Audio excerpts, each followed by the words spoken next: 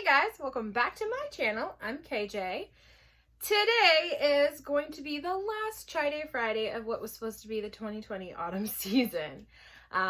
So let's get into it. Also, you should just know that there's going to be a debrief slash just like summary review of the Chai Day Friday series coming up sometime soon. So be on the lookout for that. So the last chai we are going to be reviewing out of the chai pumpkin is Sticky Chai by Bird and Blend. So the front says the most authentic natural chai mix this side of Mumbai. And then there's a few things on the back, just two actually. So there's a little bit of a description. Sticky chai. The best chai is always made from spices that have been freshly ground. So we hand blend ours in small batches using award-winning whole leaf Assam tea, high quality spices, and our own wildflower honey sourced from a family apiary in Poland. And then the ingredients, which I will show you when it pop over, include Assam black tea, Bird and Blend Tea Co. wildflower honey, fresh ginger, cardamom, star anise, cinnamon, ground ginger, fennel, cloves, coriander seeds, and black peppercorns. Okay. And then there's also a little blurb about how to brew, which I will share. So it says, heat 2 heaped teaspoons in milk on the stove, or pop in the microwave and you're good to go.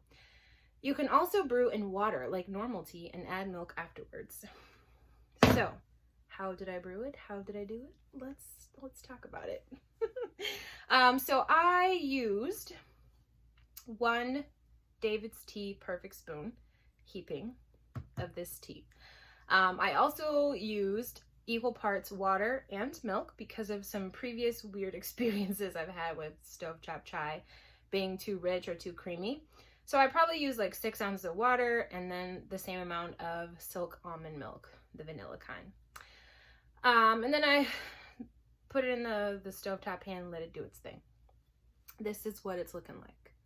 I also frothed the milk while in this Nordic mug with one of the electric hand frothers.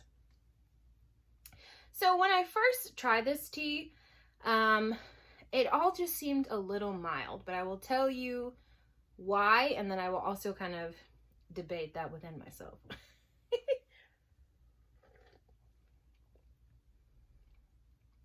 So you know it's a black tea, but it's not astringent at all. Perhaps you can say it's because I brewed it so fantastically. There is a bit of spice going on. Fresh ginger is the 3rd ingredient, and then a couple ingredients later they also have ground ginger, and then black peppercorns is last. So there's a little bit of stuff coming through there. And then the cinnamon's there too. And the star anise would normally be off-putting to me, but it is not. And then you can taste everything else. So the cinnamon's there, the cardamom's there. I don't really get fennel, although, to be honest, I don't have that much experience with palating fennel, so I don't even know what that would be like. I also can't really pull out the coriander seeds, but I'm guessing that these they're not small, but these unique additions are what make this tea nuanced. So I like the overall product.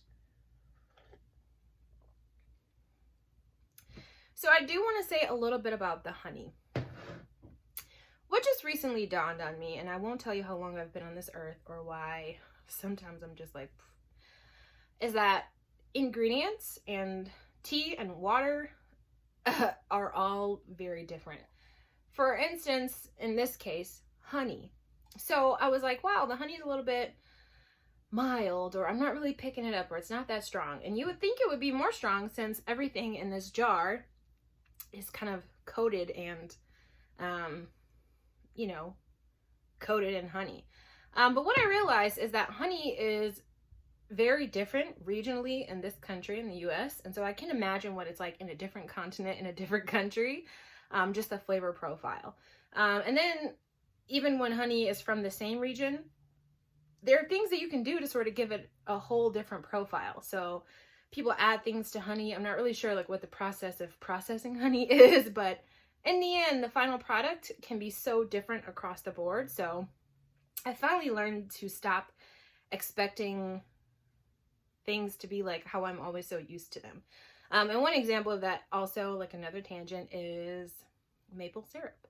So I spent a good chunk of my life living in the Northeast of the United States, and I just really want some Vermont maple syrup, guys. I shop local. I'm like, farmers market, local at the grocery store. Yeah. And all they have is Wisconsin maple syrup. And I'm like, I don't want that. That is not what I'm used to.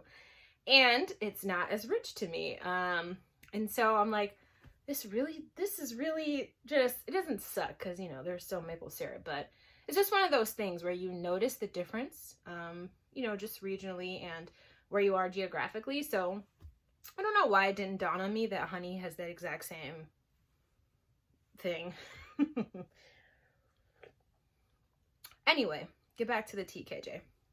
It's really good. I like the way I prepared it. I would be interested to see if I use like 75% milk and just a little bit of water to break up the richness. I also would be curious to what this tastes like with like vanilla, or if I had just brewed it regular in a steeper and added frothed milk after. For the amount of sweetness, so again, I added 1 David's Tea perfect spoon of rock sugar, but this is not sweet. Like, it's sweet, but this is not. Could be sweeter. I don't think I would like it much sweeter, but I have a feeling without the rock sugar, it would be like very straightforward. And I think the sweetness really enhances it and gives it an additional warm and coziness. That's something that you can stick to, the sugar. Anyway, so took me a while to try this. I'm glad I did. Let's talk a little bit about the jar. So this is a cute little jar. And most of it is kind of covered. So like, unless you just have aerial sunshine, it should be okay for tea protection. What I will say is that this jar is really hard to open and close. So if you have like some limited mobility, or just like things are a little bit hard with your hand, I would just be a little bit wary about this. Because to like reclasp it, you have to really try really hard. And then like, do you guys see like my face?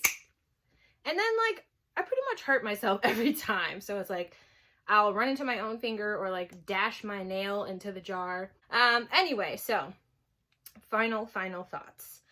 I like this chai. I think I like it better than the T2 sticky honey chai, because that tea is a little bit smoky. So I didn't really realize that as I was drinking it. I just knew that there was something that I wasn't really putting together. And the smokiness is cool, and I definitely still like that tea, but I think this one is less, and not to say that the other one is, but this one's less offensive, more basic, and the smaller quantity makes it less daunting to think about having to finish. So if you have any questions, please let me know. If you've tried this before, please let me know best way to brew and enjoy. Otherwise, please look forward to the Chai Day Friday review, and let me know if there's anything you guys want to hear about, like in that final video. Okay, I'm rambling. I'm really tired. Bye.